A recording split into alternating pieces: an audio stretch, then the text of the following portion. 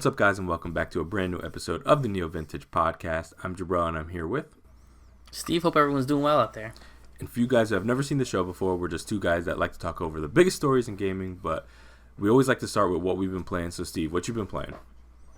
Yeah, so a couple new things. Obviously, I'm gonna get the big one out the way. From recording this Friday, we got the launch of Horizon Forbidden West. Highly anticipated sequel to Guerrilla's Horizon Zero Dawn. Something I've been not back and forth that I was gonna buy. I knew I was gonna get it, but it took me a long time to beat the first Horizon. Not due to difficulty or anything like that. It's just one of those games where like it would speak to me, then it wouldn't speak to me, then it would and would and wouldn't. So I just did finally finish a playthrough the Sunday before it came out, actually. So a little too close, but it's really good. You know, I'm not gonna get into any story beats again. I'm still so early on. I'm maybe 5 hours into it, and I gotta give big props to Guerrilla. I knew this game would look good. I knew the game would play good, but it just blew me away still. You know, obviously a lot of it's very similar, but not in a bad way. This is a sequel. I know there's that debate of all the, not debate, but you know, those small trolls complaining about reused animations and stuff, but makes no sense to me. But the game looks really good. The game plays really well. A lot of these mechanics and like these quality of life changes have been just really is that small polish that I was always saying that the first Horizon needed. You can tell this is not their first jump into switching from first-person shooters to a third-person action game. This is obviously that sequel fanfare that's there. So, I mean, I just don't know what not to praise about the game. The little I've played it so far, again, so early on. But just the small mechanics of climbing make it a little better. Having that grappling hook makes, which is not spoilers. I went dark. I never saw any trailers. I don't know if they showed it before, but that grappling hook makes it a lot easier to maneuver. They added a semi-clamber version, so you don't have to do that awkward jumping just to go over little edges of like stones and rocks, which was always kind of awkward for me in the first Horizon. It just feels a little bit more natural. And of course, you know, the voice acting and the motion captures, of course, is just beyond leagues. Like, if this is what Sony can do, I'm playing, you know, on the PS5 version. If this is what they can do, I'm excited to see. I always think Horizon looks really, really good, really, I guess, realistic, with still a sense of style. I'm super curious on what, like, Naughty Dog is going to do, like, what their, like, first real game on PS5 is going to look like, because I believe it's going to look, unless they go something really artistic, which is not what they do anymore, is going to look insane graphically. I'm super surprised on what they've been able to do, especially this being a cross-gen game. I've seen a lot of screenshots and some videos on the side-by-side from PS4 Pro to PS5, and it's ridiculous how just well the PS5 version looks and runs, considering that this all started as an exclusive PS4 game, now that we know. But that's all I really have to say right now, because I haven't gotten into these giant mechanics that I hear. I'm trying to stay spoiler free, but I hear there's some cool mechanics that they're going to do. I'm still in the process of early on. Before you can go to the obviously Forbidden West, you have to assemble like a council or something like that. And I'm in that process, right? It's one of the early missions where you have to do a lot of these side missions to get established. But the game is really cool. I also have to give them a shout out that I think they not fixed the HUD and menus. I think just the menus in the first Horizon were just a little muddy and confusing. You'd have to go like into inventory, into weapons, into this to upgrade. Now it's like a little bit more smoother. I don't like the skill trees though, where it's like there's so many skill trees that they divided into so many chapters. I like seeing everything at once, so I don't feel like I'm losing. But that's something that I will slowly get used to in their mechanics. So that's all I have to say on Horizon right now. It's obviously the big one that I'm playing on console. The only other thing I've been playing, and I already forgot what it's called. I don't know why I keep forgetting what it's called. I'm playing it all as I was waiting for this released on Valentine's Day, so this must have been Monday. Infernax. It's on Game Pass. I don't know if you've checked this out. It's Castlevania 2. Oh, is it? Yeah, if you have not seen, you got to check this out. It is ridiculous. The amount of, it looks like Castlevania. It's very gruesome, very pixel art style. The second you see it, you're gonna download it. It's on Game Pass on PC and Xbox.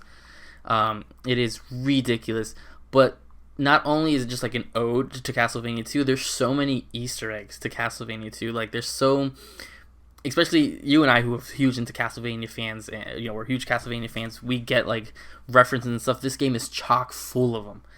So many Easter eggs and just little bits and pieces that if you didn't play Castlevania 2, it would kind of go over your head. So I'm super surprised. I'm surprised. I don't know where I even saw this. The game kind of just snuck out. I must have been on Xbox the day it dropped, because that's when I've been playing it. It's a super good. I think it's available everywhere. It's Adventures of a Great Knight who returns to his homeland only to find it plagued with unholy magic. It's very in that style of that sort of modernized Castlevania, where you think Shovel Knight. It's difficult. This feels like a Castlevania game, very much like if you've played any of these new ones that have been coming out. But this one, just from the artwork to the level design to some of the quirkiness things you have to randomly do, it just really, really embodies Simon's Quest. This, again, I'm only a few hours in because it's hard when you don't have that the rhythm. If I launch a Castlevania game now, I sort of know the rhythm and rhyme of what to do. This one, I'm very just fresh, doe-eyed, walking in, and I'm getting slaughtered. It is rated M, obviously, because of its themes and stuff, but it also gets like, it does like these zoom-in pixel art things where they're super gruesome. You see a mace just obliterating someone's face, and you see chunks of the flesh coming out and blood and eyeballs. It's insane. It is so I was so unprepared for that, so I gotta give that warning out there. Don't jump in there thinking you're not gonna get this weird, gruesome nonsense. You said it's a called rated M game. Infernax? Infernax. All right, gotta check that out. Yeah, because it is. I know the second you start that game, you're gonna text me because you'll see what it is. While I was playing, and I was like, yo, this is for him, 100%. So that's the other game I've been playing a lot, and a lot of cool little small story decisions where you like. Again, it's very Simon Quest, where there's one point where there's these two people arguing over a bridge, and like your choices if you want to just ignore it and let the guy die, or you can intervene, save him, and then he becomes like a shopkeep at the bridge, and different endings. Apparently, there's like a super great ending, a good ending, a normal ending, like a bad ending, and like an evil ending. And so it's got all that. Again, it's Simon's Quest. It's so insane how much it just feels. It's obviously inspired and designed by that. So super cool, and I can't wait to hear what you think about it when you eventually check it out. So the last thing I've been playing, and it just ties into a little bit of the news later. I've been dusting off my Mario Kart 8 skills, preparing for obviously some, we'll talk about it later in the news, but some Mario Kart 8 Deluxe update that we were getting. I'm a little rusty. I've not played this in a while. I remember launching it when I first got my Switch OLED, and it looked, so nice and pretty, and I was super excited for it. To see it that way, and then I immediately put it down and never played it again. Obviously, I need to dust off my skills because we're going to be playing Mario Kart 8 Deluxe for the next 2 years, apparently. Heavy. Yeah, heavy. So I got to get back into it. I got to get I want to get all my gold cups and just familiarize myself with the courses again, because it's things I'm just so rusty. I'm hitting walls, and I don't remember where certain drift points were. And some other stages, I'm hitting it perfect, but dusting off. And I just can't talk about how great that looks on a Switch OLED. It looks so nice. That's the game they really should have. You think they would have timed the Mario Kart 8 update with the Switch OLED to show off this, because so many of these other games don't really show what the Switch OLED did. I think Metroid was a good one to partner up with. I think it would have been even better to have Mario Kart as well to show off that difference between the Switch OLED and the original Switch. But that's neither here or there, so I've been showing some love to Mario Kart 8, practically my favorite Mario Kart game in a long time, just because of also what they've done to it. So that's everything I've been playing. Again, I'm starting a lot of new stuff, a lot of things I've kind of been putting on off burner. Dying Light I will return to eventually. I just needed a small break from it. So there's something weird with that game going on. Technically, I'm just waiting for another patch or two to fix it. So that's all I've been playing. So Jabril, what have you been up to? Sure. So I guess I'll just get the big one out of the way. I've also obviously been playing Horizon. And yeah, I'm really positive about it. It's got that first party, Sony polish. So I had really high expectations going in, and they pretty much met it completely. It feels good.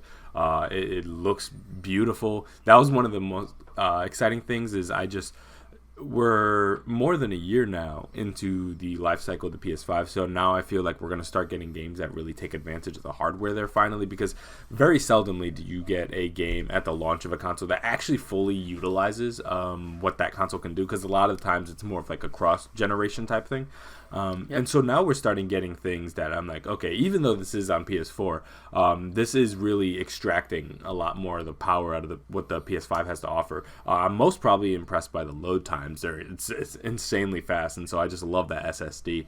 And that's kind of like a definitively, next gen experience. But yeah, it looks really good. I'm digging the story so far. I'm kind of doing little tiny side quests in and there. I'm kind of in the first major, I guess, village area you could say. And I'm not even as far as you are. I'm probably just under 3 hours in, so I'm not super deep into the game at all. But so far, I have nothing really negative to say. It performs really well.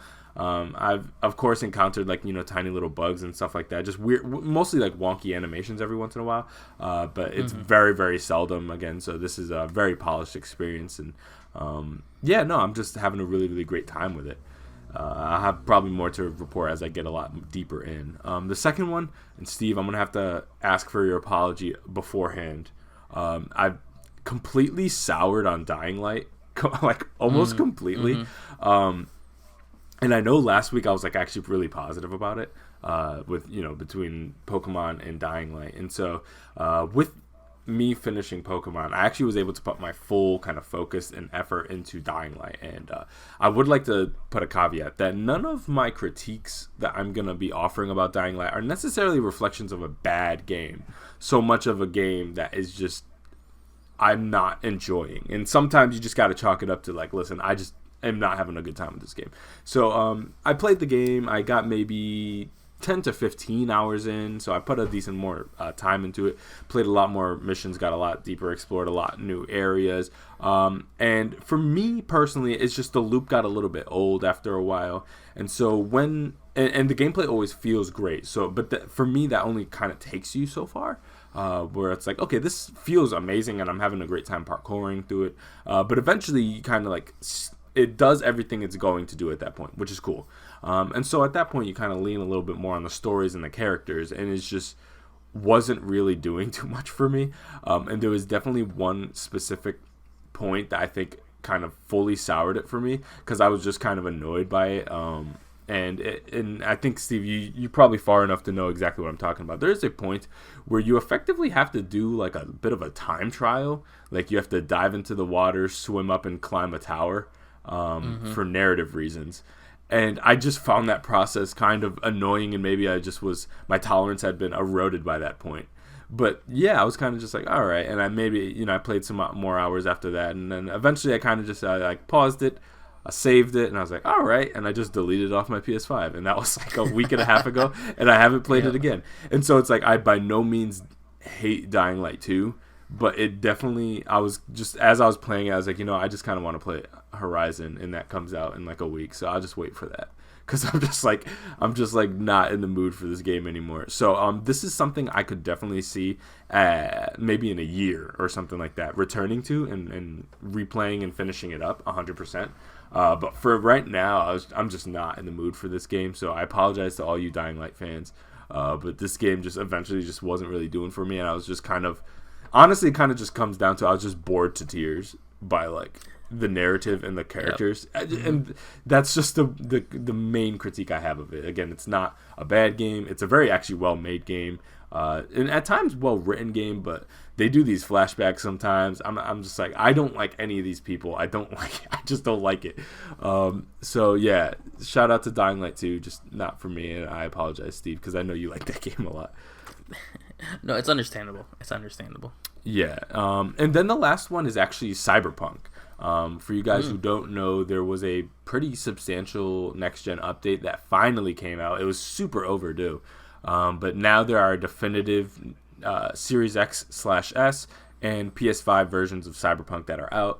And I had been keeping an eye out for a while, and I actually wasn't really too keen on re-downloading this game. But to be honest with you, I had agreed almost to myself that like when they dropped the PS5 version, at least just give it a shot. Just see how it goes. And it had been enough time that I'm like, you know what, like, all right, let me go back in. It's probably not been enough time for me to replay the story, that I'm not there yet. But it's certainly enough time to return to the game. But the thing is, I was like, I don't think there was anything left for me to do. I did everything in the game that I could possibly find. I bought every car. I bought every mod that I wanted. I did every mission that they threw at me, and I explored every section and collected. I had a crap ton of money, so I was like, I don't really know if there's anything left to do.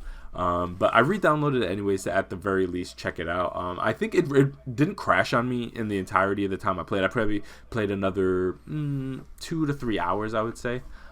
It didn't crash on me once.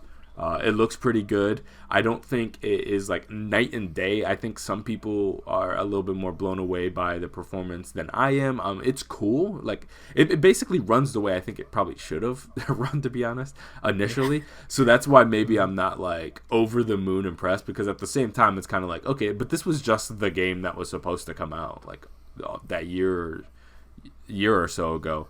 But other than that, they did add some stuff in the time since I had last played. They have some cool clothes options. I think they have like 2 or 3 new cars that I got, and then there was one mission that I either missed somehow back in the day or they added it. I honestly don't know. And then they added apartment system where there's just new apartments. I don't know if you guys remember, but back when you played, you only really had that one apartment that you kind of worked out of the whole time. Now you can buy multiple properties of ranging expenses. I think the lowest priced one is probably a couple thousand, so somewhere between like 5,000 and 10,000 credits. And then the high end one I think is 55,000. So for me, it was literally a drop in the bucket. Like I didn't even think about it, because by the end of that game, I had so much money, into the millions. But for you guys who are interested in, they have lots of cool apartments of ranging kind of like higher end. They have some cool stuff that are definitely like kind of Asian meets future inspired, so you got that kind of vibe. There's ones that are grungier, and there's ones that are dustier out in the outskirts. So there are some really cool different apartments. I think there are 5, if I'm not mistaken, 4 or 5 new apartments that they added. So definitely check out Cyberpunk if it's been a while and you're looking for, maybe an hour or two of stuff to do. Even sometimes as simple as just driving around with the better running world, I think is a pretty cool experience. After putting in, I think, upwards of like 40 to 50 hours in my initial playthrough, and putting up with that mess. In the time that I played, and I don't mean to put out kind of like a false sense of security in Cyberpunk, but yeah, I didn't encounter any bugs, really. Not saying that that's not in the game. I'm sure that if I replayed the game, I'd find some stuff. But based on just my light experience driving around, collecting the new properties, fast traveling, it loads a lot faster, and just kind of messing around the city, I didn't actually encounter as bad pop-in, as bad jitteriness. The frame dips weren't as severe. It kept a pretty consistent frame rate the entire time. And I talked to a couple people when you go down to Afterlife, the bar, and yeah, the facial animations were clean, and so overall I would say, returning to Cyberpunk, it's a lot cleaner of an experience. Again, it's not what I'd say is like the most polished still. I think there's still a lot of work for them to do, but I would say it's a lot more playable now than it was once upon a time, which is overall a good sign. It's just way too little too late, in my opinion. To be honest, if you're trying to entice people to go back to this game, especially if they have the next gen consoles and you want them to try out the new version, I think it would make a lot more sense to hopefully have something for them to play, because a lot of us beat the game, and either people could not play the game because they didn't have the next gen consoles, and the people who had the next gen consoles got through the game, but like reluctantly so, because it wasn't, I think so. A lot of people are through that game already, so a lot of people are waiting on kind of post game content, like whereas the major DLC drops, and there are areas of the map where it's like you can't go here yet, so they're insinuating that there's going to be more outside Night City that they'd be able to play around with, and that's still not there. So it's still, in my opinion, a fairly barren experience, especially if you beat the story. There's little to nothing really to do after that point, other than maybe buy some stuff that you don't own yet or anything. And so that's the only downside. And I understand they're working as hard and as fast as they can, and so that's what they were able to do so far. But I think for you guys who are kind of like looking for a reason to go back, other than just curiosity on how it runs, I think hold off for now, maybe wait another 6 months when they maybe add some story stuff, because right now there's just not much there. No, yeah, makes a lot of sense. I completely forgot that I also did start Did you? Cyberpunk again. So I'm on the opposite though. I had originally got it on Xbox, so now I finally playing the series version. Oh, okay. And I was in a half and half spot where my profile that I knew if I loaded, I'd be not a spoiler. You're at the final mission in front of the building. Hanako's, yeah. So I actually jumped in from the get go. I made a new file. I started the corporal lifestyle one that I've never done, which was still such a waste of time because nothing happens in that. This is the least nothing that happens when choosing a lifestyle. Oh, the corporal usually have that. Yeah, usually have like a big mission. Yeah. As a street style. This one doesn't really have anything. You go to a bar and then they come and take you. That's it. That's the corporal mission. Unless I missed something drastically. But I did notice the small. Again, people talk about graphically it looks different. Not to me. Yeah, me neither. It looks pretty similar. I've not played it since launch, so I don't know. Maybe side by side, it is different. I did notice a lot less pop-ins. The loading was a little bit faster. The famous beginning scene when you would first go to the Ripper Doctor, Jackie would always T-pose. He didn't. She was sitting in the chair normal. Okay. So I did see some fixes, but at the same time I'm like, yeah, this is just what the game should have been. And as I'm in the same boat as you, as someone who didn't play a completely botched version of the game, my experience was, besides a few hard crashes, and there's only one, wasn't a game breaking. I just had to restart the mission, but a pretty big glitch that would not let me continue the game. I don't notice too much. I notice a few more people walking on the streets. I see a little bit better that I see the people aren't on that hard loop that was there. I think whether they want to say it or not, the mechanics that are my biggest issues, the police and all that stuff that happened a little bit later on. Again, I'm still in the early. Jackie's still alive, so I'm in that early section of the game. Spoilers for anyone who doesn't know. He's not in the game for long, but all those mechanics that I think are going to be the issue that people have are just are baked into the game. People hate the hand-to-hand combat when you fight that training row at the beginning. That's still as slapstick as it's ever been. That's not going to change because, again, I think some of the biggest issues I had with the game were not the technical and graphical aspects. I think they're just baked into the bones of this game. Okay. Which is in my opinion. Again, that's what I saw. I am slowly just. That was just kind of on a back burner where I was like, when I knew when the rumor came out that day and they're like, tomorrow we're gonna have a stream, I reinstalled it. I was like, all right, so they're gonna do the next gen patch. So I reinstalled the Xbox One version, and the next day got the Series X version. So that will slowly I will also have, I guess, more opinions on as someone who, we both actually really enjoyed the game. Yeah. So I'm hoping to have a better experience, but we'll have to wait and see. Yeah.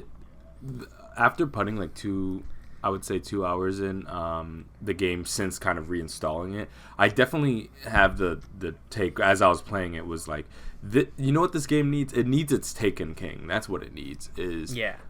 Not only do you remember when Destiny came back and it's not only is it running damn near perfect the way it was supposed to, but with a crap ton of new content all at once. Exactly. So that's how you get people back and refresh it.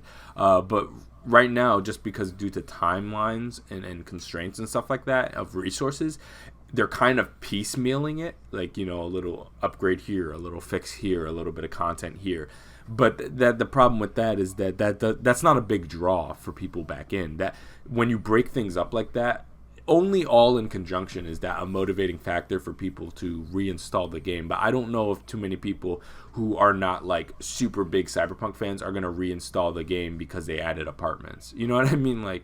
Especially if there's nothing to do in the apartments. And so that's the thing, Yeah. is like they need a major significant relaunch with a significant amount of content, because I mean, as you said, I like that game. I have a lot of issues with it, but I do overall really like that game. And so if they were like, okay, major story expansion DLC, 10 hours new content, I'm in there like immediately day one. I have no problems with that. And you know what, and this might be heresy, but even if they offered polished quality paid DLC, I almost might think about that as well, because I do really enjoy that game. But at this point, it's like the way they're breaking it up, it's hard to motivate people to really kind of come back en masse until not only are all the problems addressed, but that there's something new to experience there.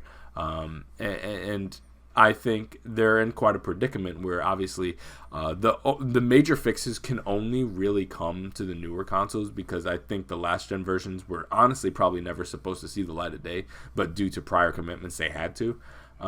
And so the problem is a lot of the current gen people, the people who have PS5s, the people who have Xbox and are interested in Cyberpunk, have probably already played it. So probably the vast majority of the people who haven't played Cyberpunk and maybe have some interest in it are on consoles who will probably never be able to play it. So they're kind of in a CD Projekt Red is kind of in a tricky position where they can only patch an experience for people who probably already played it. And so the mass influx is either going to come in a point where if they magically found a way to make it work on last gen, either that, or they had a major offering on next gen to draw new people in, or they somehow fix the chip shortage issue and get more people on these current gen consoles. But a lot of these solutions are not the most elegant things in the world. So I don't necessarily envy the position they're in, but at the same time, they kind of painted themselves into a corner a bit. Mm-hmm. No, yeah, it makes a lot of sense, and that's how I was describing. Someone asked me because they're like, "Oh, should I reinstall my Cyberpunk?" I'm like, "Listen, this is more a port to next gen than it is an upgrade to next gen." Sure. That's how I was thinking. No new, very little content. Again, there's small changes that they made. You can customize your guy again afterwards by looking in the mirror in your apartments. I think you can go back and change your hair, which makes sense in this world about augmentation. We were stuck with our characters through the whole so adventure. Weird, right? Whether I screwed up and chose this ugly. One of my files was a female. I chose an ugly nail polish, and I could never change it. And it was so I would always put the most bulkiest gloves on. But it's interesting, and I would like Cyberpunk to get a Taken King or No Man's Sky sort of tale. You can only get one of those though. So whatever comes out after this once CD Projekt Red has this out the way and the eventual Witcher 3 next gen update out the way, whatever their next game is cannot anywhere near come out like this. You get one of those redemption stories and that's it. Yeah, did you play around with the visuals at all in the graphic settings? So I did a little bit. I play usually most of my games I will always shut off the motion blur and the film grain or whatever it's called. I usually shut those off. I did mess around a little bit with the performance. I don't know if they called it that, but there's basically a performance mode and a resolution mode, as most games nowadays have. Yeah. I didn't notice much. That's just in my opinion. I played around with it, and obviously these days, once upon a time, funnily enough, I actually did usually prioritize resolution some time ago. Because again, I've just always been kind of a visuals art guy, but as I get older, play more games, I value performance way more, to be honest with you. Mm-hmm. And it's never a debate. I immediately go for the performance, but I did want to see kind of how, whatever you call it, the fidelity or resolution mode was. And I don't know if this is just me, but it tanked my frame rate almost immediately. And it looked cool. Like again, it's still not as nice as obviously like the PC videos you'll see and stuff like that. But it did and I think it turned on ray tracing, at least on PS5. And things looked good, but my frame rate, and maybe it's just where I was kind of in the heart of Night City at that point. And kind of like a four-way intersection, and I turned the high resolution mode on, and like my game suddenly started jittering so crazy, and it was mostly like when I moved the camera, where there's just a lot of like screen tearing, like it was kind of running kind of rough, and so I was curious if anybody else had that experience where because I see some people are being like, oh, 60 frames per second, ray tracing looks so good and runs so good, and I was like, that is not the experience I was getting when I turned that on. When it's on performance mode, you can feel the 60 frames, and that's great, but ray tracing I'm pretty sure is not on in performance mode. So that's I'm pretty sure they shut that off for that mode. Yeah, exactly. So I don't know how they're getting both, unless they're playing it on PC. That is actually running well, because when I turned that on, no way in hell that was 60 frames per second. That was a Pokemon battle when I turned that on. So I just wanted to ask about that.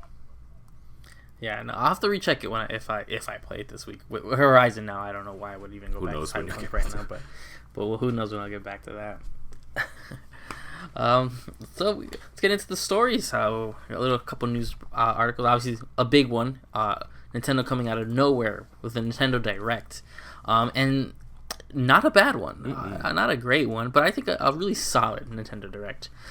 So huge list of things that are coming out. So I'll go through a couple of them and see if there's anything we need to stop and talk about. So Nintendo Direct opens up. And we have a look at, they said it was going to be focusing on mainly games coming out in the first half of 2022. So none of these games are actually too far off, to our knowledge. Some of the stuff wasn't given any dates at all. But out of nowhere, I knew the second I heard that British accent, Xenoblade Chronicles 3 was announced. The second that was loading up, I knew that was going to be Xenoblade Chronicles 3. I've never been a huge Xenoblade guy. I don't like the gameplay style of it. It just hasn't spoken to me yet. I've tried multiple times, and just the lack of input is what bothers me. But I understand. I do like the aesthetic of it, so I thought that was pretty cool to come back. Are you a Xenoblade guy? No, not at all. The only one that I think I played was the Wii version the Wii one that was ported to 3DS, whatever that one was. I think that was just the first Chronicles game. I played that and I was super not into it, so I haven't tried it since. I hear these are the second one's a lot better, but I haven't jumped into it. Yeah, they ported the first Xenoblade only to the new 3DS games. Correct, and it was still empty and terrible running. And it was still and it ran even worse, which they then ported that one to Switch. I heard that one runs better. Maybe one day.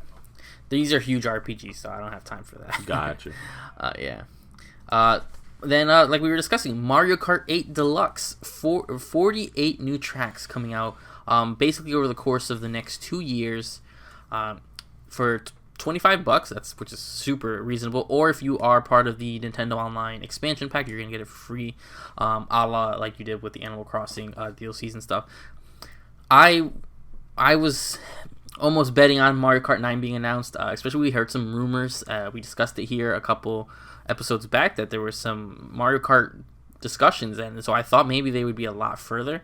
Of course, Mario Kart 8 is pretty much almost a perfect Mario Kart game, so why not? And it's also selling ridiculous amounts still, so obviously they're going to capitalize on that. Give us 48 tracks. I think this is a steal at that price, if you really think about it, the way they're going to also spread it. I think we get the first batch next month, I think is the first couple stages. That's a good way to keep player engagement too. If every couple weeks you can drop a couple new maps or a cup. I'm not sure exactly how they're planning to do it out. I think this is really cool. Slightly disappointed that it's not a fresh new start in Mario Kart, but of course it's gonna get me to play Mario Kart again. What did you think of that? Yeah, so I would say kind of like an immediate reaction, of course, I consider myself a pretty big Mario Kart fan. To some degree, yeah, you're like, oh man, I was really hoping for a new game, of course. But if it's going to be a DLC in the meantime, and at least for the next 2 years, and before they launch anything new, I think this is how you do it. It's a very, very robust DLC. I do have the expansion pack, so I'm not going to have to pay anything extra. And so this kind of fixed two things for me. One thing is I love Mario Kart, and I'm always looking for new reasons to go back to that. So this is definitely going to bring me back. And 48 tracks, I mean, that's going to breathe many, many, many hours for me back into Mario Kart, which is awesome. And on top of that, I've had kind of I've had a conflicted relationship with the expansion pass for the Nintendo Online service, and so this, in conjunction with what they did with Animal Crossing, is actually making the value proposition a lot better for me these days. Where I'm like, at this point, I would have bought the Animal Crossing DLC and I would have bought the Mario Kart DLC if I didn't have that. And it's already saved me $50 because it was 25 and 25. So essentially, it's kind of paid for itself at this point. And so it's kind of two birds, one stone for sure, where it's like I don't have much to complain about here other than, yes, of course, I love a new Mario Kart game. But I love Mario Kart 8. I have a pretty much brand new Switch to play it on that I'm always looking for an excuse to play something old or new onto it, just to have a good time with that new screen. And seeing a lot of these older tracks, and with 48 tracks, that's pretty much everything you'd probably ever want. So any track that someone is like, oh, I like Mario Kart 8, but I wish this, so and so from a previous game was in there, I'm sure this will cover that. I mean, 48 tracks is damn near every previous Mario Kart game that's come out. So, no, I think this is great. And 48 in conjunction with a game that was already like a lot of content in there. Mario Kart 8 Deluxe has a lot of stuff that it comes out of, just straight out of the cartridge with. And once this DLC kind of adds into it, I don't know how that screen's going to freaking look. So, for me, the only thing that could possibly sweeten the deal a little bit more is if they, included a couple new characters. But I'm not gonna be too thirsty for it. But so I'm definitely happy with what they're announcing here. And yeah, 2 years is a while, to be honest with you. I'm definitely going to play them as they come out, so I'm not speaking as somebody who's like not interested in jumping into that. But yeah, 2 years is a lot farther than I thought they would take something like this, because I'm imagining to some degree this is going to buy them time to continue to work on 9, and I don't know if we're going to see overlap between 8 DLC releases and 9 coming out. I don't know, it's possible, but this does buy them a lot more time, and in 2 years is a while, and with all of us thinking that Mario Kart 9 was kind of around the corner, this being 2 years away, I mean, it's just it's a while, man, for them to push well into 2023. But again, I'm not complaining, and I'm definitely going to give a spin about this. So yeah, I'm excited. Yeah, super cool. And yeah, that was the one disappointment I had. I was like, no new characters. I was like, okay. Yeah, that's the one thing. All right. Yeah. Yep. Next day, Fire Emblem Warriors: Three Houses. So a sort of sequel. I guess it's not a sequel, but it's another Fire Emblem Warriors game. This one obviously themed around the three houses that the newest Fire Emblem game from a couple years back on Switch. I actually really like Fire Emblem Warriors. I think there's something about the style of Fire Emblem that fits the Musou style a little bit better. So I was kind of excited to see this. Fire Emblem Three Houses didn't really speak to me. I had a lot of issues with people just kind of overlooking a lot of those issues. But it makes sense that they do this. I mean, this is a continuing collaboration with Nintendo, because they did 2 Zelda Warriors games. Now we have 2 Fire Emblem Warriors games. I'm wondering if they're going to try to tap into any other ones to go on with that. But I thought that was cool. What'd you think of that one? Yeah, no major thoughts about that. I'm not really into Musou games at all. The only Musou game I think I can probably even tolerate these days is the Zelda one, especially the second one, obviously. But other than that, yeah, this game type is just really not my cup of tea. Yeah. So cool for them. Lost my spot. All right. One that I actually verbally gasped at, and I gotta give it to it. Because when it was setting up, I thought this was new courses for the Mario tennis or golf game. That's what it looked like to me. When they zoomed in and we saw the soccer field, Mario Strikers is back. I love, especially the second Strikers game. Love this game. I've been wanting at least them ported for years, and we've gotten nothing. And finally, they give us another Mario Strikers game to be released this summer, which is really cool. They still have the 5-on-5 soccer, the ridiculous special moves, everything that I wanted back in a Mario Strikers game appears to be there. Where the other Mario sports games try to go a little too, like the golf one went a little too sim style, and the tennis one was too wonky. To me, I think this looks like that right amount of what it was supposed to be, that kind of cross to it. So I lost my mind when I saw this. What'd you think? Oh, yeah, no, I was really excited. I love also Mario Strikers. It's been years since I've been able to play it, and that's always been kind of like the gap for me, where it's like I've loved Mario sports games pretty much my whole life, but Strikers was definitely my favorite as a kid, and it's always been kind of miles ahead of the golf and the tennis for me personally. Mario Kart, I don't consider, that's kind of its own thing, but yeah. But yeah, out of the sports games, the Strikers was kind of the one that I was really into, and so for that being back, and that it was just always kind of weird because we get new iterations of the tennis ones, and we get a whole bunch of the golf ones. They even did the tennis one, the baseball one, I think on Wii U or something like that, not too long ago. And yeah, it was just kind of Strikers they hadn't touched for years, and so it's really excited for them to go back to this, because especially it always had a little bit of an edge to it. I remember a style to it, the art style that was very unique to it, so I'm very excited for them to come back to that, and I definitely am going to jump into it again. When it comes to Mario sports games, sometimes I can be a little bit apprehensive on them, because again, I don't know how much real time I'm actually going to spend on there. I did get the golf one because I do like golf games quite a bit, but this one's a no-brainer for me. No, yeah, absolutely. All right, from the NVIDIA leak from about a year ago now, it came true. Chrono Cross Remaster, Chrono Cross, what they call it, the Radical Dreamers Edition, an enhanced version of Chrono Cross, which would also include the never released in America Radical Dreams, which is a text adventure.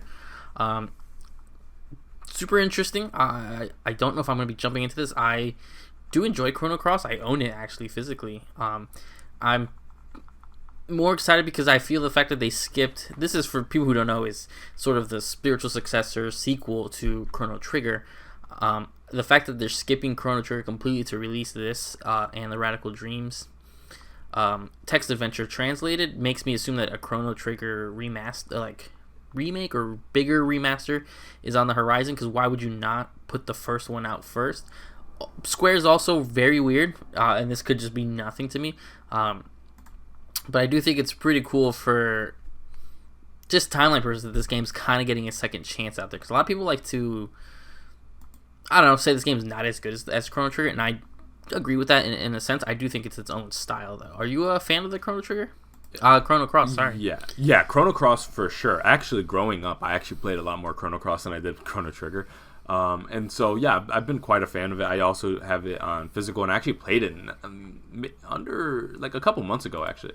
And so I quite like this game a lot. But yeah, it's just, Square is so goofy when it comes to just these ports and these remakes. So first off, the Square remakes, not counting these new pixel ones, I hate the way they look. Like those sprites with the, like, because again, it just looks like these hyper, like, high fidelity sprites on mushy backgrounds, and I hate the way they make these games look. And it all started with the phone ports of Final Fantasy. That's where, like, all this stuff comes from. Yep. And so this definitely has a little bit of that look, which is unfortunate because Chrono Cross is, like, beautiful. But I just wish they stopped messing around with stuff so much. Unless it's gonna be super, like, really cleaning up stuff, because again, this comes from that PS1 era, or you're going to be doing the pixel remasters like they're doing with the Final Fantasy. Just stay away from it, Square. Correct. And they're really goofy also about what games they choose to touch and which ones they don't. Like the fact that we got Final Fantasy 7, 8, 9, 10, like 12, but they will not touch 1 through 6 on consoles, and then so they jump to Chrono Cross, but they won't give us Chrono Trigger, and then everybody's like, oh, where's Chrono Trigger? And, like, the most common answer I hear, not necessarily from Square, but, like, people defending it, is like, oh yeah, but it was on DS, wasn't it? And it's like, DS, bruh? Like, that's so long ago. So I don't know why they're so goofy with just why this isn't a package deal, just throwing Chrono Trigger in there for the whole collection. I don't know, because I've wanted to replay Chrono Trigger for a long time, and there's been no real efficient legal way to do that. And I'm not much of a emulate on my computer person these days, because I like my saves in my handheld, and maybe once I have access to the Steam Deck, this will solve a lot of these problems. But yeah, no, overall I'm really positive about it, because I do really like Chrono Cross. I just wish Square wasn't so goofy. Yeah. It's also, the Square's so random. Even when they were porting those Final Fantasy, the 7 through 12, you have to remember, some reason they went 7, 9, 10. Oh yeah, they went 10 back to 12. They, 8. I mean, they skipped 8 and then re-released 8 as an HD version, and it looked the same. So they're really, really random with this. So it wouldn't surprise me if we get a Chrono Trigger remaster and it's just a port. Yeah. Unfortunately. The next 3 that came up, we had Nintendo Switch Sports, a sort of follow-up sequel sort of to Wii Sports. Then we had the Triangle Strategy, Project Triangle Strategy demo, and the remakes of Front Mission 1 and 2 were all shown off, which was, besides Triangle Strategy demo, which we've talked about plenty on here, Project Triangle Strategy being obviously the tactics spiritual successor. The other two kind of caught me off guard. I've never been a big Front Mission person. I've seen very little gameplay of them before. But I have to be honest, the Nintendo Switch Sports struck a little nostalgic in me for that original Wii time. So what did you think of these 3? Yeah, Nintendo Switch Sports, I'm all in. I loved Wii Sports, and so I'm super down to play this. Obviously, we're seeing it, I'm watching this, and I'm just like, where's this sport, and where's that sport? Of course, like, where's boxing? But yeah, no, I really loved Wii Sports. I loved Wii Sports Resort, too, and this definitely gives me a vibe of kind of like somewhere in between those two. And so yeah, I'm really, really positive about it. It is a little interesting to see kind of like this Nintendo Switch sports game, but without the Miis, because we've kind of moved past that era. Very weird. So that's going to take a little bit of adjustment. The fact that like you have these kind of like updated looking avatars. Front Mission and Front Mission 2, I couldn't care less about. They look, no offense, but they literally look like some of the most boring games I've ever seen in my life. Like, I do not like mech sim games. It's just not really my cup of tea. Shout out to all you guys who love that kind of strategy stuff, but it's just really not my thing. And then Triangle Strategy, it's a tactics game. Looks awesome. We've seen pretty much everything we need to see about this game. This, if anything, this is the engine I want to see Chrono Trigger remade in, to be honest with you. So this, yes. I love this engine, and so if there's anything going for Triangle Strategy to me, it's just that Octopath Traveler engine is just so amazing, and I would love to dive back into that engine, to be honest with you. But other than that, we pretty much seen everything we need to see out of Triangle Strategy. I think that's right around the corner too. I think that comes out in March. So yeah, I believe so too. I think that. March 4th. And then really I guess I believe the demo's available now. You can play like the first 3 chapters. Yeah, I might do that. Which they did a similar thing with Octopath Traveler. And I remember that being a ton too. Like when the Octopath Traveler demo was long as hell, and I remember it being around that 3 chapters thing too. So this Triangle Strategy demo is probably hours. Yeah, especially considering the combat. For sure. Another sneak peek at Splatoon 3, the Salmon Run mode, which is the Horde mode that was actually really popular in Splatoon 2, is coming back, to surprise to no one. I thought they were actually spinning this off and giving us Salmon Run as its own thing, unfortunately, but it looks more like Splatoon Salmon Run. I didn't have much else to say about that. What did you think? Yeah, I'm more of a Splatoon story mode guy, so I was never really into the Salmon Run thing, but it's cool that it's there. Yeah, same. That's how I thought. Metroid Dread, quick update on that. They're getting a update where they're getting a easy mode. I forgot what they ended up calling it, but basically an easier mode for those out there. I think possibly a harder mode too, or they're gonna release a hard mode. I can't remember specifically. It's Dread mode, which is really hard, and then there's a Dread mode and rookie mode. Yeah. Okay, yeah, which is out there. And I believe they're also going to add a boss rush mode. That's where I was confused. They're adding a boss rush mode in April.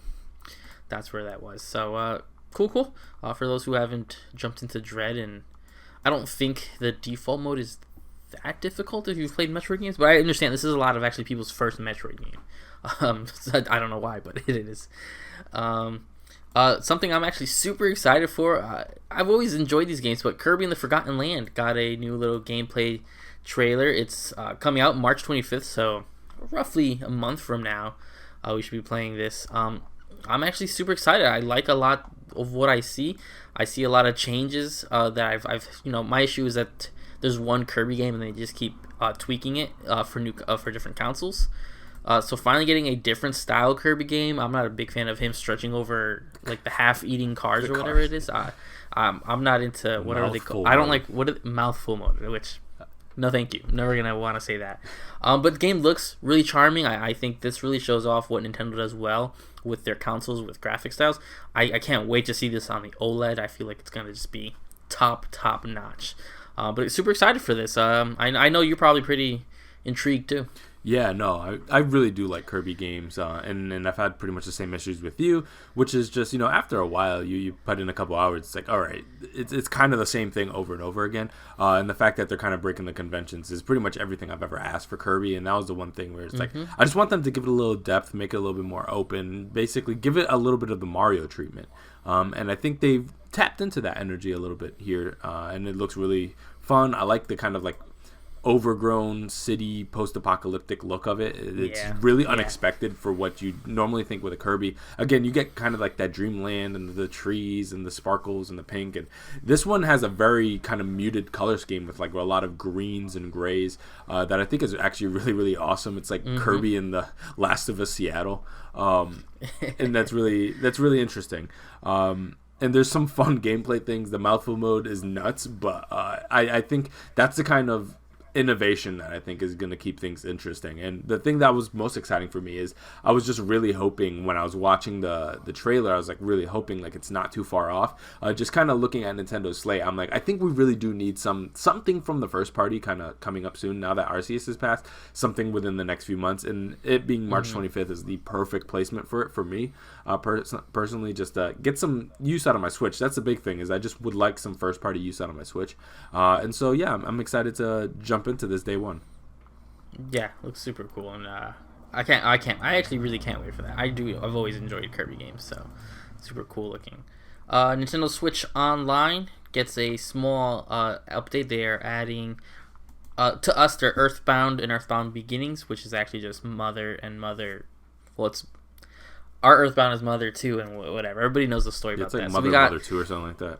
Yeah, we got them reversed. So Earthbound Beginnings is Mother 1 and Earthbound is Mother 2. I got excited for this only for the same reason I think everyone got excited for this, is because we thought we were going to get Earthbound 2, which would be which would be Mother 3. Unfortunately, no, that's not the case. Still, Mother 3 still never been officially translated. I think that it's got to be somewhat on the docket if you're going to do this. If you're going to bring Earthbound and Earthbound Beginnings I would have rather them just put them on the Switch, but whatever, Nintendo Switch Online, they're on there. I actually really like Earthbound. I'm not a huge fan of Beginnings. The gameplay's just too far off for me. I just really thought this was going to lead up to the eventual reveal, which has become a joke at this point. I mean, even Reggie, when he was around at Nintendo, he would make the joke. Was like, yo, where's Mother 3? Nobody knows where Mother 3 is. Where's Earthbound 2? I really thought this was going to lead up to an Earthbound 2 or a Mother 3 reveal, but they're there, adding on to the Nintendo Switch.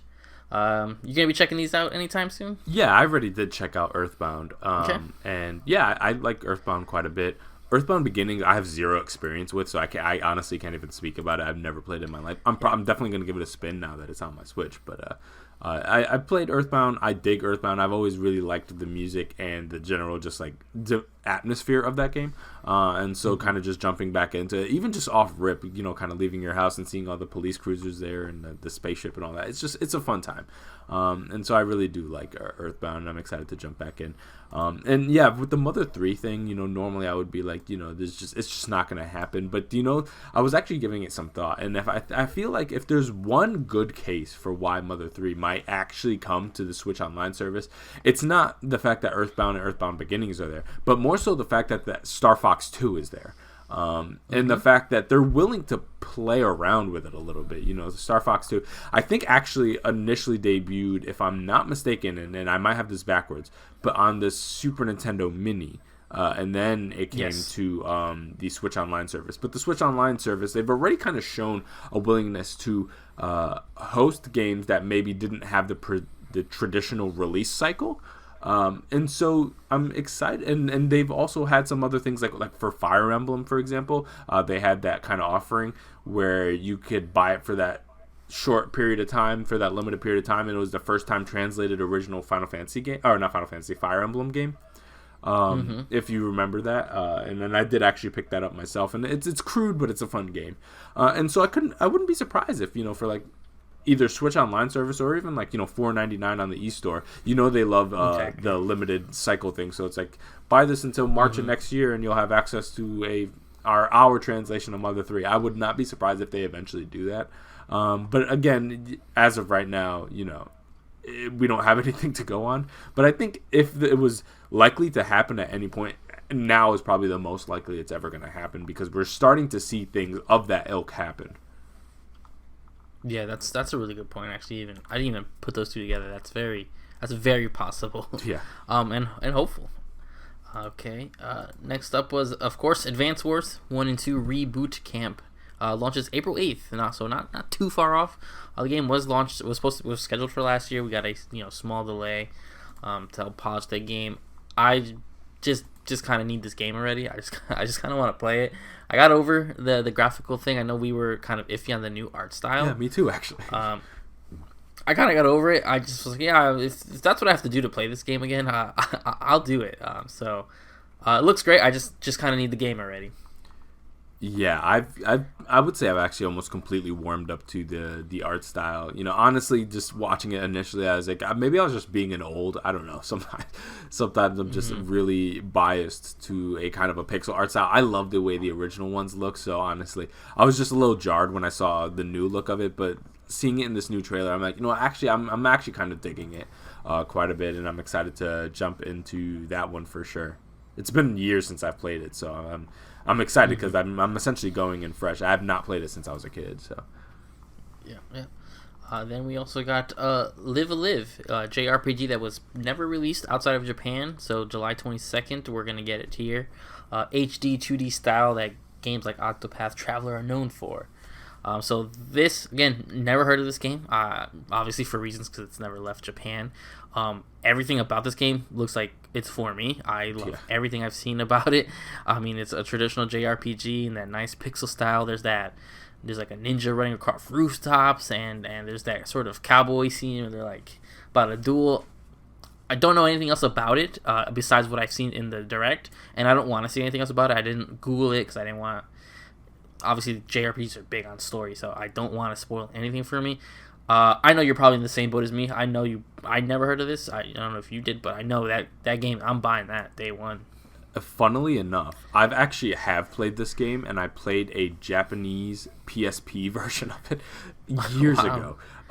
Back when I was doing a lot of research, that's how I got a lot of familiarity with retro games. Is as a kid, I played a lot of things on my PSP, emulated. So don't arrest me, Nintendo.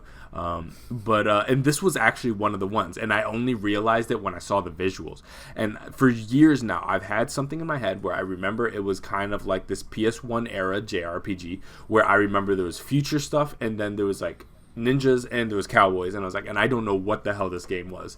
And I didn't beat it or anything like that. It was part of a collection of different things that I had. When I had my little PS1 emulation, I was playing like Parasite Eve and stuff like that, and this was just one of those games. From what I remember, I actually thought it was really, really cool. So with this new art style, I'm actually really excited to jump in, and I just can't believe that I'm like, this obscure thing that I barely have memories of. I'm like, holy crap, I've actually played this before. So yeah, I'm actually really excited to jump in. Yeah, super interesting. Cool to look at. We got a little clump of ports. Portal 1 and 2 coming to Nintendo Switch. I think that's pretty cool. MLB The Show 22, produced by Sony, is coming to the Switch as well. Gonna have crossplay with the other consoles. Even though this is a first-party game, it is being released due to the MLB contract to Xbox, Switch, and elsewhere. Star Wars: The Force Unleashed also being ported. Specifically enough, they try to avoid saying it. They're porting the Wii version of Star Wars: The Force Unleashed. That's why it has that Jedi battle mode. That was only released on the Wii and I think the PS2 version, which was the same version. So we're getting those. Any of these speaking to you? Yeah, so Portal 1 and 2, I've actually been intrigued on jumping back into it, and this might be the way I'm doing it. I'm not 100% sure yet. again, I have an Xbox, so I've had ways to be able to play it for quite some time, but I've always been kind of conflicted, like, should I jump in? I don't know, but this might be the way I do it. MLB The Show, sometimes when they announce a sports game on Switch, I have to remind myself, I'm like, who the hell is this for? But then I remember a lot of kids play, actually, sports games on Switch, so I can't even blame them there. Hey, if it opens it up to more people who are otherwise not able to play it, I'm happy for them. And yes, Force Unleashed looks garbo on Switch. Just the visuals. Just because I played it like not too long ago. I have a physical of it, and I played it. And yes, I know things can sometimes up-res a little bit when you play it on Series X. I understand that. But yeah, I played it not too long ago because I have it on disc. And I know there's no way it looked even remotely that bad back then. So I'm like, how are you guys downscaling a Wii game this much? However, with that said, so long as the performance is very smooth and that frame rate is very consistent, then fine, I'll accept the bad visuals. But if this doesn't run that great and it looks like that on Switch in 2022, that's kind of embarrassing, to be honest with you, because it kind of looked goofy to me. Yeah. Also, the Wii version of the game was missing chapters. Yeah, it doesn't have the original everything. game. It doesn't have everything, so I don't know why they would go and port this version and not port like the 360 version and just port 1 and 2 together, the Force Unleashed collection or something like that. Because you're missing chat. I don't think he plays in the original. I don't think he plays Vader in this one. I don't think the multiple choice ending option is there, but I guess it's random, but it's there. Yeah, for anybody who has an Xbox with a disc drive, just the disc is like $5. Get it on disc and just play it there. It's gonna be a better experience. It's on sale constantly too, digitally too, so yeah, it's like $3.99. So yeah, no need. Disney Speedstorm Racing, a Disney kart game. I was sort of interested in it, but as soon as they hit me with the free to play, I quickly just checked my messages. Nothing for me there. It looks like a cheap karting cash grab. I take my I take my kart games very seriously. So when I see Disney Speedrun and Mulan and Sully, it's so awkward looking to me. But yeah, not for me. Yeah, it didn't look terrible, but at the same time, when it comes to kart racing, I'm in a similar boat to you. We got Mario Kart and we got CTR, and that's kind of my bar. And if you can't really hit that, and you're not really grabbing me with like a crap ton of like characters that I love, then I don't know if I'm really going to waste the time. And we're getting a lot of these. We got the Nickelodeon one not super long ago. There is this one, and then isn't there like a WB one coming too with like Batman and stuff like that? So. Oh, well, that's a fighter. It's a fighter. Okay. There's the Chocobo Final Fantasy. That's what I'm thinking of. I knew there was another one. That's what's coming. I got that's that mixed the kart up. game. And that one I'm kind of interested in. Yeah, so there's a lot of kart racers coming. And for me, it's like I'm willing to give all these a shot. And of course, Sonic's been doing his thing for a while. There's a lot of kart racers that kind of try to compete. How could I forget the best one, the Garfield racer? Yeah, they're all kind of coming to fight for their spot in the kind of kart racer pantheon, and I'm just apprehensive about any of them because again the bar is really high. Between Mario Kart and CTR, they've kind of mastered of what a kart racer can do, and the only one that I felt like was really doing it different, Mod Nation, is no longer an active franchise. So at this point, they're all kind of fighting for the same lane. And it's just I don't really get it. Like I see this little trailer that they dropped in the thing, and I'm like, I just don't get why you exist, really, because I just don't understand the demand where people are like, I love games that are like Mario Kart except worse with characters with less fun racing mechanics. Like I don't understand who this is for, but yeah, and if it's free to play, I guess I'll download it and play it. But I can't imagine that's gonna go well because, unless it's like riddled with microtransactions, how are they gonna monetize it? And if it's riddled with microtransactions, it's just gonna CTR itself. So no thanks. Yeah, that's what I think when they're like, they're like it's gonna support cross-platform play, split screen, new characters, circuits, carts will be introduced as part of a seasonal format. So it's gonna be microtransactions. More Fortnite style than it was CTR, unfortunately. Okay, a couple more just sort of releases and ports. We have No Man's Sky. coming to Switch. I thought No Man's Sky was already on Switch. Yeah, me too. So I don't know if this is something that was announced earlier and they're just re-showing it. I swear I saw someone playing. I swore this game was on Switch already. So that's cool. Again, No Man's Sky I've tried multiple times to get into. Not for me. I don't think you're a big fan either. I think. I got it at launch, but admittedly, it was a very different game back then, so I can't even speak on how it is now. I saw a video, the footage in the video of them talking to NPCs. Even that didn't freaking exist when we were playing. So that's very true. So, but it's there for the fans who want it on the go. If this game's pretty much available in every way now. I know there's VR versions, so PC, it's everywhere nowadays. One thing I am really excited to, Klonoa, Door to the Phantom Isle, and Klonoa 2, Lunatail's Veil, coming to Switch and other consoles, July 8th. I'm actually a really huge Klonoa fan. I don't own the first two physically because they're ridiculously priced. That's obviously going to go down now finally, thanks to these ports. Like Klonoa 2, ridiculously, is usually like $170 at most retro stores. So luckily that's not an issue anymore. But I do own, I think, 2 Klonoa games on GBA. I've always thought it was just like this sort of awkward, fun, Bandai Namco platformer, and I've always wondered why that just went away in the time of like different things. And every time I don't go to GameStop that often, but I see the Tasmanian Tiger 1 and 2 ported to Switch, and I'm like, I can't get Klonoa back, but I can get this, but finally they're here. I'm excited to jump into them. I kind of worry that in my mind I like them a lot better than that they actually will play, but a lot of it looked nice, looked slightly cleaned up, so that'll be fun to. I would probably get it on Switch as long as the performance isn't terrible this summer. So that's a fun little summer game to play, hopefully in between launches. Yeah. Any Klonoa fandom for you? Yeah, I really loved Klonoa as a kid. I have not touched it since, so I have no clue how it's going to hold up. But these are definitely the type of games that I like when they get ported to modern consoles. These are the kind of resurgences I'm more interested in than like necessarily like a Force Unleashed, for example, for Switch. This is the kind of stuff that actually excites me, and I'm actually really again there's a hole in this kind of like mascot platformer lane. Like there's just not a lot of activity in that these days. Once upon a time, we're just inundated with them of varying quality, and so yeah, this is fun. And so long as it's decently priced, nice little $19.99, 100% I'll get this. Yeah, super interested for that. One's actually a PS2 game. Actually, I don't remember which one is which, but I'm assuming the sequel was a PS2 game. Gotcha. So that's cool. Then a couple just I guess they're kind of updates because there's stuff we knew. Taiko no Tajitsu Rhythm Festival, another Taiko Drum Master game.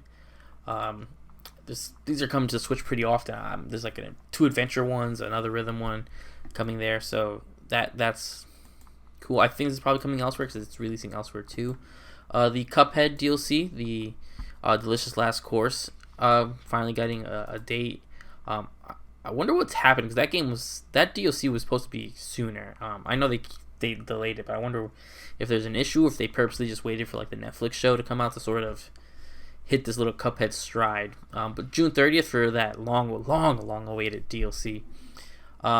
Assassin's Creed, the Ezio collection, being ported to Switch. We heard rumors of that a while ago. That's actually released at the time of recording, the 17th that came out. Anything there for you?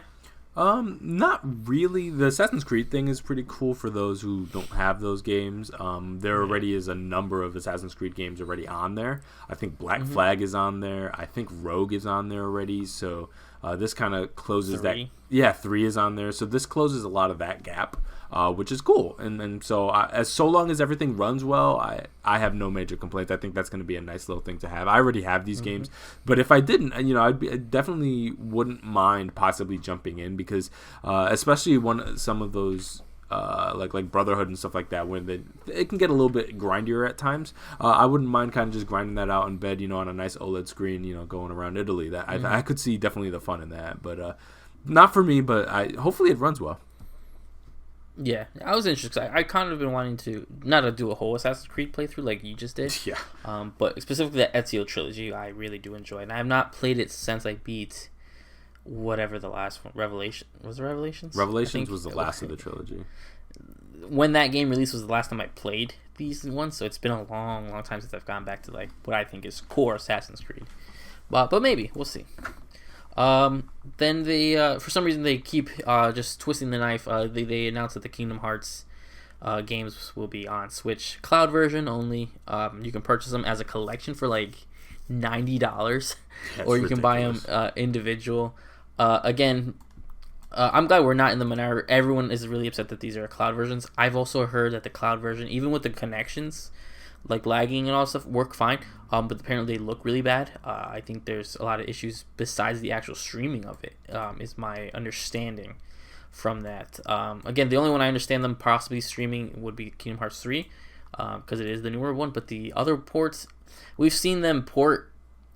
Even games that have HD versions of it, they'll specifically port the older versions to Switch. So I'm super surprised they're not doing that in a workaround. Maybe down the line. I would love the Kingdom Hearts games mobilely, but this is... I know we discussed it last time. Just the cloud version is just not it. It's not a thing I'm going to do. Yeah, I'm never giving a penny to this this cloud collection. No, first off, it's awfully priced to begin with. It's ridiculously expensive. When they have the all-in-one collection pretty regularly on sale on PlayStation for $15, and you're asking $90 for the entire thing. Exactly. You're asking $90 for a worse experience that's going to run worse. And the one benefit to having it on Switch, which is the portability of it, won't work because you need a Wi-Fi connection. So Unacceptable. I don't know. This doesn't make it makes zero sense for pretty much anybody to buy. I mean, unless you literally are only a Switch player and you want to play Kingdom Hearts by any means necessary in any quality, I guess. But other than that specific use case, I don't see why anybody would ever get this. Yeah, it makes no sense. Then we got SD Gundam Battle Alliance, SD Gundam RPG. I've never been huge. I've always liked the design of Gundams. I've never been huge into Gundam, especially the SD Gundams. That's cool for people who like it. It did really nothing for me. Did it do anything for you there? That SD Gundam Battle Alliance? No, not at all. Yeah, not much. One thing I have been interested in, I haven't played it yet because I know I'm busy doing other stuff. Getsu Fumaden, Undying Moon combines roguelike action with dark fantasy, traditional art. There's a lot of stuff I like when I look at this game. I just know I don't have the time for it. A little pricey, I think it's like in the $30, $35 range. It looks super cool. I mean, a roguelike in that fantasy world, but as soon as I see discussions of roguelikes, I know it's something that's going to just take my time. So not yet. I have not jumped into it yet, but it does look pretty cool. I do like that it was available like later that day. Yeah, I also have this in my backlog. I definitely really want to get to it. And funnily, you mentioned the price. That's exactly why I didn't buy it immediately. That doesn't mean that I'm not going to buy it, but when I went to it, I was like, if I can get this like pretty cheap, I don't mind throwing this on as kind of my like B title while I'm playing Horizon. But it was just priced a little bit too much for what I'm looking for right now. So this is something I definitely will get to at some point. It looks pretty good. I like the art style. I like overall what they're doing there, but it's not something I'm playing quite yet. Yeah, and I guess I have a small correction. I guess there's a deluxe version for $34.99 and a regular version for $24.99. Yeah. Which I will pay $24.99 for this game easily. For sure. I just don't want to pay $24.99 for it to sit on my menu right now. So when I'm ready to pay for it, I will pay full price unless it goes on sale. Then we had a small little montage of games that are everywhere now, but all being ported to Switch. We have Lego Brawls, Summer 2022, Demon Slayer, Kimetsu no Yaiba, The Hinokami Chronicles that released last summer for everything else, 2 Point Campus, and Zombie Army 4 all coming to Switch. And nothing really for me there. I've already gotten my full of Demon Slayer game this year, so not last year. So nothing for me specifically there, but cool for those. I knew that was got to come over because all the Naruto games came over. So it didn't really make sense that Demon Slayer wouldn't come over. But besides that, I know 2 Point Campus is really popular. Zombie armies are really popular. So a little something for everyone there. I ain't playing none of that. I ain't gonna lie to you. I never want to hear about none of that again. No thanks. No, I'm hating. I'm hating. No, those games are fine. I'm never playing it. Yeah, no. Not on Switch, at least. I'm down to play the Demon Slayer game. I do like Demon Slayer a lot, but I ain't playing on no Switch. No way. You know, I have it on PS5. Why would I go play the Switch version? Yep. All right. So overall, what were your thoughts about this Nintendo Direct? I thought it was actually really solid. Not like blown away because I don't think there was any like super blockbusters, but overall I was actually I thought there was a little bit of something for everybody, and I was happy. First party, second party. So yeah, what'd you think? Yeah, I think overall this is the minimum of what Direct should be. For sure. Especially when you're doing a Direct. When they do specific Direct, like whenever they do Breath of the Wild will get its own Direct. I know people were hoping for Breath of the Wild 2. That's going to get its own Direct. Like they've done before, smaller 20-minute Direct, and it's going to be all Zelda. This is the minimum what it should be when you're doing a whole Direct. A little first party, a little updates, not launching, this is what's coming in the next 3 years. Everything here comes before July, mainly, Yeah, that's the latest thing I saw. I didn't see anything past summer. Roughly, so that's that lets you know, because again, we all just, not all of us, but many people got that Switch OLED. We're excited to play. We had Arceus, we had Metroid Dread, and now we're kind of like, what's next? But now now we have that constant feed, and that's something that I hope. I think PlayStation, Xbox need to do that sort of too. I know we're getting conferences soon, and a version of E3 and Gamescom and TGS. Where Nintendo doesn't really participate as much. I like that they just do this straight up. Here's what's coming through spring through summer, and then we got you later. Yeah, I appreciate that. Yeah, I appreciate it a lot. Yeah, because and certainly they have their like long-term things. Like obviously we do have the Breath of the Wilds and the Bayonettas out there that are kind of like more up in the air. Same thing with Metroid 4 or Prime 4. But at the same time, for the most part, I like that they can kind of batch drop their slate up until a certain point. So as a Nintendo fan, you can have faith that at least for this next 3 months, and they'll have something for the next 3 months after that, you're locked in and you're good to go. And I always appreciated that, because when you get a state of play, you can get anything from something that is out now anywhere to like this is coming the top of 2023. So like exactly, and to some degree, yeah, it's exciting. And at the other side, it's kind of like, what do you want me to do with that? Like when like a game is 18 months off, it's like, and I don't even know, and it's like a splash screen and it's 18 months off. It's like, okay, like I don't know what to do with that. So I appreciate that Nintendo gives you lots of information, and even when it's not the most information, it's soon, so you'll be able to get answers quickly.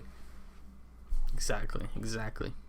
All right, so we can move on to the next story, and this was kind of like a big controversy, especially in the kind of like retro game and game preservation spaces. So the Nintendo 3DS and Wii U eShops will be discontinued in 2023. This is a story by Kat Bailey over there at IGN. So the Wii U and Nintendo 3DS eShops will be discontinued in late March 2023. Nintendo announced today, effectively closing off access to a host of content that can only be found on those platforms. The shutdown will be a multi-stage process that will last throughout 2022 and 2023. The specific dates are as follows, and so these are the different kind of steps and tiers as things are going to happen. So on May 23rd, 2023, it will be no longer possible to add funds using a credit card to a 3DS or Wii U eShop account. Then on August 29th, 2022, it will no longer be possible to use an eShop gift card to add funds. However, it will be still possible to redeem download codes.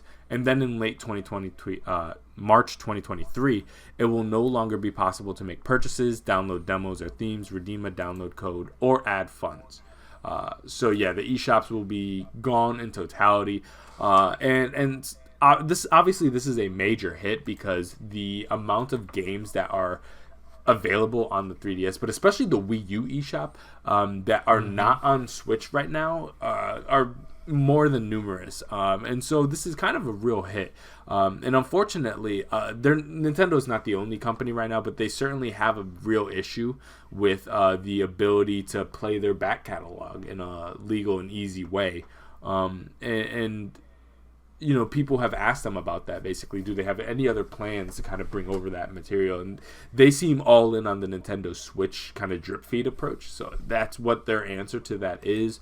But there are going to be things objectively 100% lost in the shuffle of this that will not ever make an appearance on Switch, and that were on these eShops. And because most of those are due to definitely like licensing type issues. It's the same reason why we lost the Virtual Console on Wii. And so yeah, this is kind of like a real shame that these won't be up anymore. And to some degree, I do think the Switch Online service is a pretty solid service, but again, there's just so much content missing there, and it's such a complex thing because you'd basically need these companies to play ball with a game available on a subscription service that are not getting direct buy-ins, so it's a more complex kind of affair there, and I think it's just kind of silly sometimes, and I understand this is a console space, but the fact that like every time you get a new generation, you basically, the conversation around how are we going to play your back catalog is reset every 5 to 7 years, I think is nuts.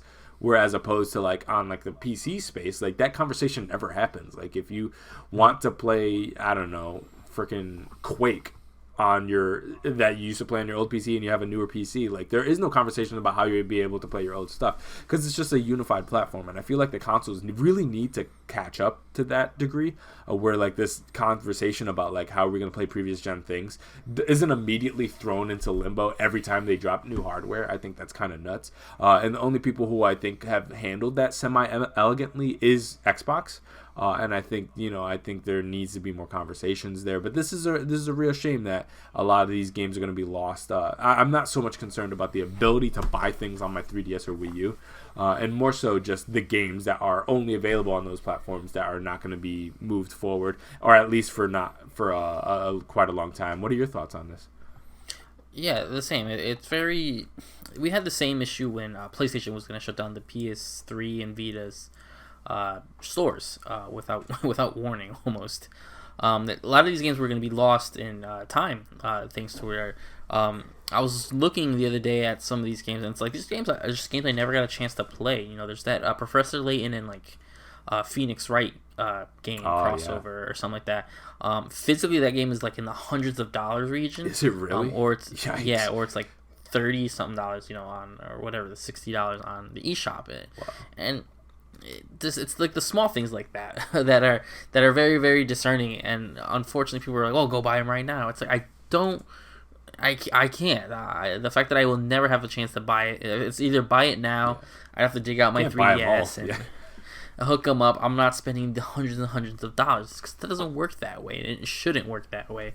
I also think the sort of deafness that they've been, because I knew they were going to have an issue, but the fact that they kind of don't even want to address it, because there was, they were asked, once they're no longer possible, and this comes from the Wario 64 tweet.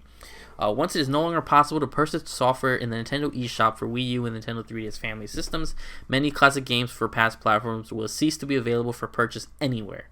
Will you make classic games available to own some other way? If not, then why? Doesn't Nintendo have an obligation to preserve its classic games by continually making them available for purchase? And then they hit you with 3 points. One, basically saying that the Nintendo Switch Online was going to keep growing and growing. And they usually give them enhanced versions. We think it's an effective way to make classic game content easily available to a broad range of players within these libraries. And then they last hit you with, we currently have no other plans to offer classic content in other ways. No answer. They're like, we don't know. They don't care. I get the 3DS games have been sort of, due to the way they were developed, we're kind of stuck. But they've figured it out. We've gotten a few DS games ported to Switch, whether that incorporates no touchscreen at all, or leaves a touchscreen inside, or does that double screen. We've seen it.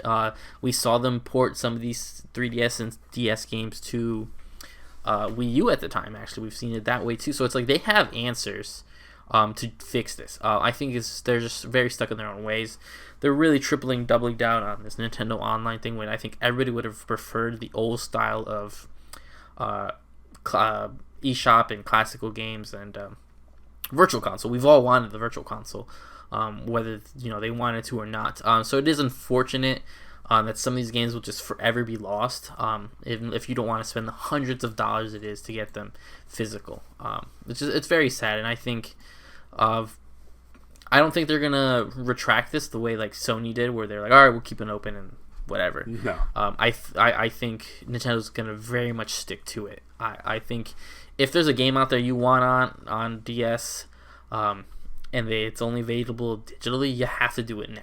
Literally, you have to do it now. You have no time to really do it. So I know it goes on until a little bit to March 2023, but as of May this year, you can't add any funds to it. So, time's a ticking. I might launch my 3DS. I actually have it next to me here. I might charge it up and just look around in the shop, see what are some of those bestsellers that I've missed, because this is my last chance to play them in the form that they're supposed to be played. Yeah, it's tough. Yeah, thankfully, a lot of the kind of like must-play 3DS games at this point, I feel like I got, and I just picked them up as they came out. But yeah, and you bring up that. Funnily, you mentioned that. Yeah, that Phoenix Wright Professor Layton game. I've never played that, and I always was kind of intrigued by that one. And now that I know that the physical is never going to be the option, I might have to move on that, to be honest. Exactly. All right, so I guess we can move on to the final story of the week. Oh no, it's yours. You take it. Oh yeah, my bad. For some reason I thought it was you. From Matt Kim at IGN writes, Netflix has announced that it will be producing a live-action film based on Bioshock. The streamer announced that it will be partnering with 2K and Take-Two on a live-action adaptation of Ken Levine's popular immersive sim set in an underwater city that was meant to house the greatest minds on Earth before descending into chaos. The Hollywood Reporter says no writer or filmmaker is currently attached to the project, though plans for the movie have been in the works for almost a year. In a statement, Take-Two CEO Strauss Zelnick says Netflix is among the best and most forward-thinking storytellers in all engaged entertainment today. We are thrilled that they share our vision and commitment to the Bioshock franchise, which is beloved by millions of fans around the world. Zelnick added that Take-Two's Cloud Chamber studio is deep in active development on the next iteration of the series, and coupled with our partnership with Netflix, we will remain highly confident that Bioshock will continue to captivate and engage audiences like never before. I kind of think that's a mistake, trying to plan... in general, yes, the whole thing is a mistake. The new Bioshock game, we've gotten on pretty good authority now with all the leaks and confirmations. Colin Moriarty broke it, that the next one is basically going to be in Antarctica, or style, at least. It's all snow-based. So that's going to be interesting. That's going to be very different. Man, I don't know where to start with this. We don't want this. We've gone back and forth on...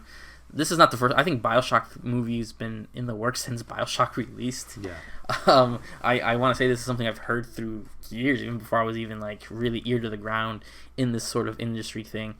I don't see how this works. I think part of the charm of Bioshock, for people who haven't played it, I'm not gonna spoil it right now, but it's just the story, the characters, and the unraveling of the world is really what is about the game. Not so much the combat and the sort of thriller vibes of it. I don't consider it a horror game.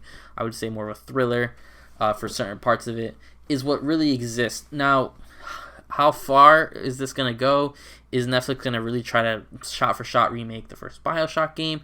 I could see in a world where they were... I don't know, do you go timeline wise? Then you have to incorporate the other games, specifically not Infinite. What's the last Bioshock game? Is it Infinite? Yeah, Infinite was the third one. There's Bioshock 2, and then Infinite. And Bioshock Infinite, which I think is clear as day. That's obviously a prequel. That's not a spoiler. Everyone knows that that's a prequel to the Bioshock. So you start rearranging timelines. It's very, very weird. I think also the magic that is Ken Levine. If you don't get Ken Levine's sort of seal of approval, I don't think this is going to work well. Bioshock fans are so hardcore. So I think that's something you have to look at it too. I don't want this. I understand certain things make sense, right? When Netflix produces, or any of these people produce it. Because I know we just got an actor confirmed in that Fallout show. Fallout is so open. Fallout is really about the world and the theme, right? It's not about the actual story. So Fallout makes sense to me. Bioshock, there's a specific story being told. There's a specific political driven dictatorship that's told here. So I think it just makes sense. Whereas you have like the Cuphead show. I watched it this weekend. And though it takes a lot, even the Cuphead show takes a lot of elements from the game, but doesn't retell the story of the game. So they hit and choose what they're going to work with. Bioshock's not one of those games that I think makes sense. You're taking the morality away. Because I have a friend who's very excited for this, and I said, there's the morality of sacrificing the little sisters or not sacrificing them, and there's a lot of choice and the perception, and where you're gonna be told that story through a Netflix show. I feel like all that's taken away, and that takes away part of the identity that is Bioshock. So what did you think about this? Yeah, generally speaking, I'm not like the biggest fan of just live action video game adaptations, just because I feel like if something succeeded in a particular medium, I don't really find the need to translate it to another one that's going to do a worse job at that. That's my same opinion when it comes to anime to live action. That's my opinion with video games to live action. Where, like, it's just, I don't see how you can really effectively take a 15, 20, 25 hour experience and condense that into a 2-hour thing that captures the same spirit. Because again, gameplay is so integral to the video game experience that I just don't see. Yeah. I just don't, and that's why it just doesn't translate well to me. I think you can tell compelling stories in the same worlds as video games, but I think you get into hairy positions when you try to tell video game stories in a movie, if that makes any sense. And so I would say overall, I think with the right writing team, it's very possible that they might find a way to actually tell the story in 2 hours, a clean, concise way, with all the overall commentary and the characters in this world and how this came to be. I think they can make that work. My main concern, if anything, is so much of what I love about Bioshock is not even so much just the world and not so much just the characters and the story overall, but the atmosphere of it. How it feels to be down there when you're getting lowered down in that elevator in that first kind of opening sequence, and you see this town, and then it kind of stops there. You see the character get attacked, and it's just like there are these moments there where there's just this really unsettling atmosphere here that is important for them to get.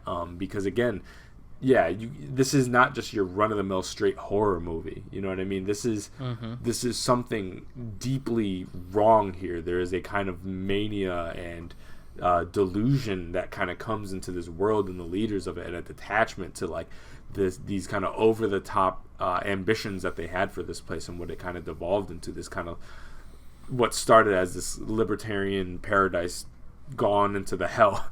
Like that, there's a very specific ambiance to that game that I just worry about their ability to even translate that, because again, you could take that story as it exists on paper and translate it and make a script out of it for something that works in 2.5 hours. 100% I believe in their ability to do that, but I just don't see how they can capture the spirit and energy over that experience that takes you that 10 to 20 hours to get through. You're walking through these corridors, and the things you see and the way that you see it, and some of the points where you're hiding and encountered, like the first time you encounter a Big Daddy, like these are iconic things that I seriously doubt their ability to really properly do. And I don't think this is just a Bioshock issue. I think, again, this is a changing mediums issue. And there's a reason why these games take as long as they take to do, because it's an adventure you're going on. It's not something you're just passively observing. And so I'm gonna keep being cautiously optimistic about it and just kind of keep my eye out for it. This definitely, when you get these announcements, there's a tears definitely where it's like, okay, this is gonna be a disaster. This might be all right. The might be all right might be Uncharted. Then there's like the tier of like, okay, this has the resources to actually be pretty decent. That's where I put like The Last of Us. For some people maybe they'll put Halo there. And so this one falls somewhere in between there, where it's like, I don't think this is going to be absolute garbage, but I need to see who's involved with this and how intimately, if they bring in, theoretically, if something amazing happens, a miracle happens, and they actually rope in Ken Levine for this, I might have a lot more faith in it, because then you definitely get the Neil Druckmann situation with Last of Us. But, exactly. Unless that happens, then I don't really know how this is actually going to work, but we'll see. Yeah, I'm in the same boat. It's again, nothing's attached to this project. I kind of have I have a feeling in my gut that it's just one of those projects that will never appear. Very possible. But we'll have to wait and see on that. Yeah, so that was the show this week. A nice hefty one. That Nintendo Direct took us a while, and lots of good stories this week. So hope you guys enjoyed the show. We'll see you guys not next week, but the week after. So this is Jabril, and I'm here with Steve, hope you guys enjoyed. This is the NeoVintage podcast. See ya.